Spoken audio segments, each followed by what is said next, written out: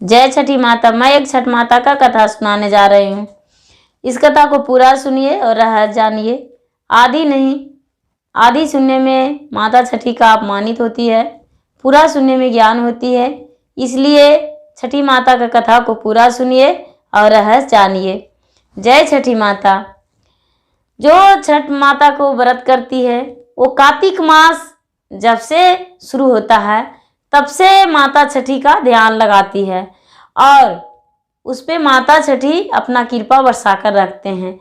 जो ही महिलाएं हों या पुरुष हों, जो भी छठ करते हैं वो माता छठी का ध्यान करते हैं और ध्यान पूर्वक माता छठी उनका भी ख्याल करते हैं। उनका घर में सुख समृद्धि देते हैं, उनका घर में सुख शांति देते हैं, लक्ष्मी की प्राप्ति होती है। जय छठ मैया।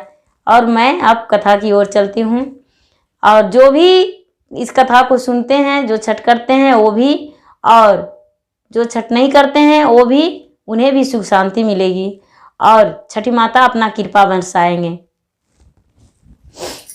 एक राजा थे और एक रानी थी। एक राजा एक रानी थी। तो वो राजा का संतान नहीं होता था। संतान नहीं होता था तो राजा साहब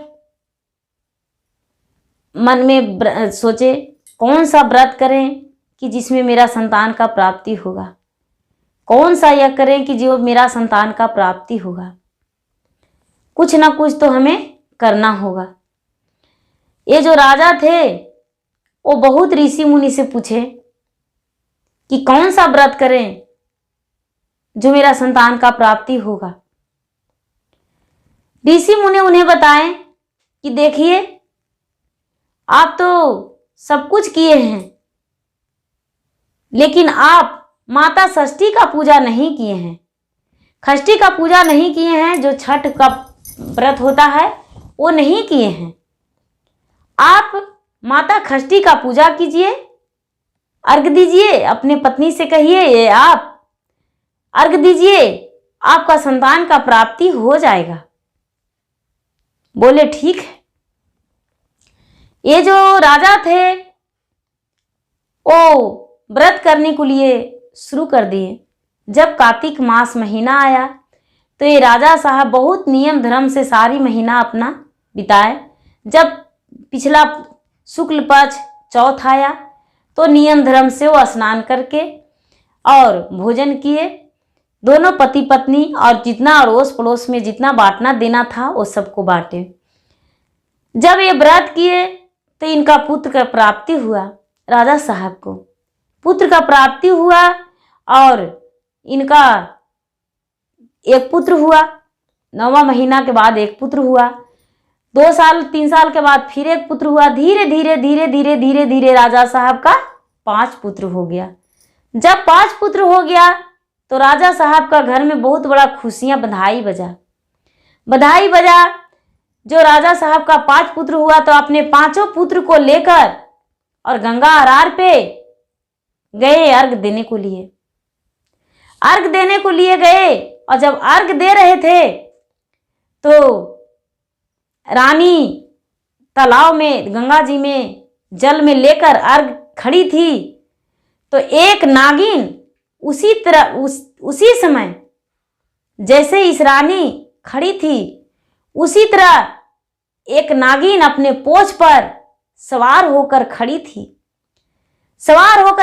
पूंछ पर, और भगवान से प्रार्थना कर रही थी कि हे भगवान, इस राजा का एक भी संतान नहीं था। इस राजा का एक भी संतान नहीं था और आपको व्रत रखने से इस राजा का 5 पुत्र हो गया। आपने तो सबकी मनोकामना पूर्ण करते हैं। हे भगवान, मेरा भी मनोकामना पूर्ण कीजिए। यदि मेरा मनोकामना नहीं पूर्ण कीजिएगा तो हम अपना प्राण को त्याग देंगे इसी गंगा में। जैसे सारी लोग व्रत में हैं उपवास रह के, उसी तरह हम भी आज उपवास हैं। जो मेरे पति हैं वो मुझसे दूर हैं, छुपे हैं, छुपकर आपको अर्घ दे रहे हैं और हमें भी मना कर रहे हैं कि सामने में नहीं जाओ, नहीं तो तुम्हें कोई मार देगा। और ये सही है कि किसी भी मनुष्य को नजर पड़ जाएगा तो मुझे मार देगा, लेकिन आज हम अपने प्राण को त्याग भी देंगे, लेकिन आपका अर्घ हम देकर रहेंगे। भगवान मुझ पे दया कीजिए और मेरा मृत्यु हो जाए और मेरा मनुष्य घर में जन्म हो, मेरा मनुष्य घर में जन्म हो। और जब मनुष्य घर में जन्म होगा तब हम आपका व्रत करेंगे, और जब मनुष्य घर में जन्म हो तो इसी राजा के घर का बहू हम बने। हम भी जैसे ईरानी इतना परिवार के साथ आई है, पूरा ढोल बाजे गाजे के साथ अर्घ देने, ठीक उसी तरह हम भी अर्घ देंगे और हम भी आपको पूजा करेंगे। जो मेरे नाग देवता हैं वो तो मुझसे रूठे हैं, वो अपना जीवन से, इस प्राण को त्यागने से डर रहे हैं। इसलिए हम भी चाहते हैं कि मनुष्य तन मेरा जीवन हो जाए। इसका पुकार को सूर्य देव सुन लिए और माता छठी सुन लिए। ये रानी सारी लीला देख रही थी, सारी लीला देख रही थी, अपना अर्घ दे रही थी, भगवान के ध्यान में थी, लेकिन इसका आगे ही पड़ रहा था कि नागिन खड़ी थी और नागिन पुकार रही थी। इसे मन में सब कुछ लग रहा था कि नागिन कुछ कह रही है। माता जो छठी थे उस नागिन के सामने खड़ी हो गए, खड़ी हो गए और खड़ी होकर और नागिन को बोले कि ठीक है, आज दिन से हम आज के बाद जब तुम्हारा व्रत पूरा होगा तो तुम्हारा मृत्यु हो जाएगा और तू एक मनुष्य तन जीवन हो जाएगा।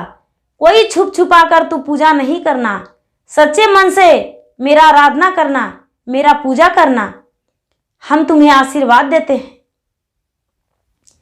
ऐसा कह के और छठी माता आशीर्वाद दिए। ये जो रानी थी वो रानी बोली, माता आपने एक नागिन का दर्शन दिए, हम तो वर्षों से कर रहे थे आपकी तपस्या, आपकी व्रत, आप तो मुझे कभी नहीं दर्शन दिए। ये जो माता छठी थे वो बोले कि यदि दर्शन नहीं देते तो तुम्हें 5 पुत्र कैसे होता।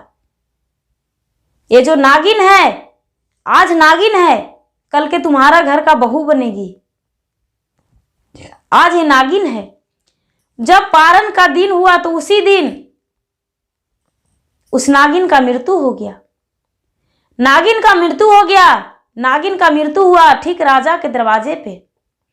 वो जो नागिन था वो छठी माता बताए थे कि तुम्हारा मृत्यु होगा और तुम्हारा कोई माटी में झील कर देगा, दाह संस्कार कर देगा, तब तुम्हारा मनुष्य तन में जन्म हो जाएगा।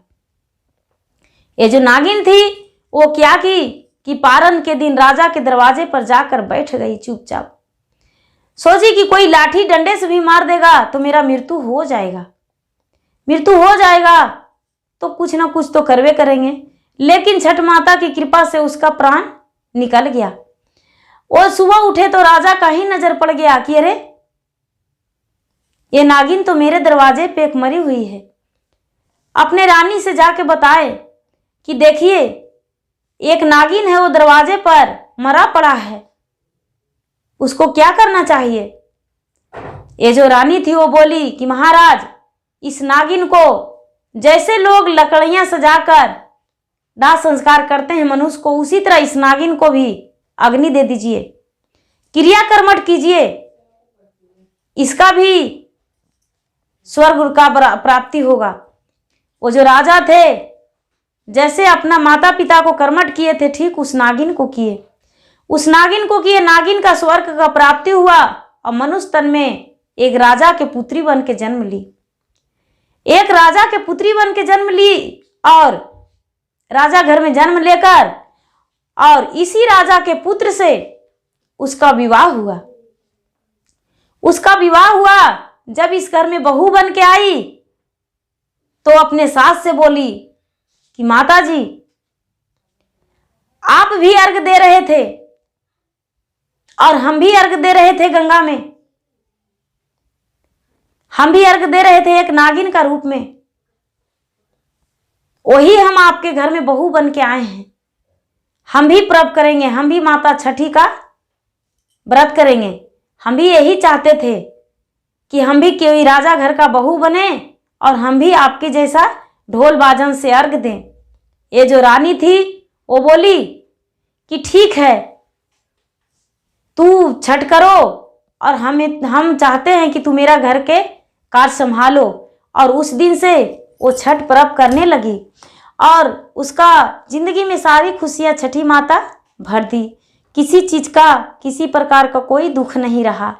और सारी लोग को वो लड़की बताने लगी कि देखिए, छठ कीजिए, छठी माता में बहुत कृपा है। छठी माता जो है हर मनोकामना को पूर्ण करती है। जिसको संतान नहीं रहता है उसको माता संतान देती है। जिसको घर में धन नहीं होती है उसको माता धन देती है। जिसको घर में कोई बीमार है उसके लिए भी मन्नतें करके और भगवान से प्रार्थना करके छठ करते हैं तो उसका शरीर सुखी जीवन हो जाता है। किसी प्रकार का कोई दुख नहीं रहता है। जो ये सूर्य हैं वो पूरा जगतर के मालिक हैं। ये जब उगते हैं तो पूरा जगतर इंजोर हो जाता है और डूब जाते हैं तो पूरा जगतर अंधयाला हो जाता है। इसलिए छठी माता का व्रत कीजिए। पूरा वो चर्चा फैलाने लगी और इस बात को अपना सास से बताई और सास से हाथ जोड़कर कह दी कि माता, आपसे हम बता दिए अपना पूर्व जन्म के बारे में, लेकिन इस बात को किसी को मत कहिएगा। एक माँ ही होती है जो अपना बेटी का दर्द समझ सकती है।